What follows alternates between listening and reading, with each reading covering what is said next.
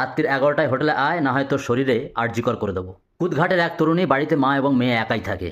আধার card বানানোর উদ্দেশ্যে তৃণমূল কর্মীদের কাছে যায় এবং তৃণমূল কর্মীরা জানায় যে তাদেরই পার্টির কেউ সাদেক ইসলাম বলে কেউ আছে, যার কাছে গেলে তার এই কাজটা হয়ে যাবে। এই সাদেক ইসলামের কাছে যখন তরুণী যায় তখন এই সাদেক ইসলাম দ্বারায় তরুণী কুপ্রস্তাব পায়, সেটা মানতে তরুণীকে জোর করা হয়। তরুণী এই কুপ্রস্তাব না মানায় তরুণীকে ধমকি, শাসানো, শাঁখা সিঁদুর পরতে বলা, বিয়ের প্রস্তাব দেওয়া, এমনকি না মানলে ধর্ষণের অবধি ধমকি দেওয়া হয়। সামান্য আধার কার্ড বানাতে গিয়ে আজকে পশ্চিমবাংলায় এই হেনস্থার শিকার। তো শাসক দলের প্রভাবশালী একজন ব্যক্তি বলে তরুণীর এই অভিযোগ পুলিশ নিতে অস্বীকার করে। পুলিশ হোক বা মিলিটারি বা যে কোনো এজেন্সি, সরকারি এদেরকে মাইনে দেয়। এরা এই চাকরি পাওয়ার সময় যে শপথ গ্রহণ করে সেই শপথ গ্রহণটা ভুলে যায়, এরা এদের ডিউটি ভুলে যায়। মুখ্যমন্ত্রীর কাছে আমার একটাই রিকোয়েস্ট, 21-এ যেমন আপনারা আপনার দল থেকে চোর অহংকারীগুলোকে যেমন ছাঁটাই করেছিলেন, তেমন এবার ভোটেতেও আপনাদের কর্মী নেতারা যারা চোর অহংকারী, যারা নিজেদের ক্ষমতার অপব্যবহার করছে, এদেরকে ছাঁটাই করুন। কারণ পাবলিক আপনাকে দেখে ভোটটা দেয় আর এরা আপনার বদনাম করে। 50টা কর্মী মিলে একটা নেতাকে বানায়, সেই নেতা যখন ক্ষমতার অপব্যবহার করে, আদৌ কি এই 50টা যে সৎ কর্মী তাদেরও ভালো লাগে?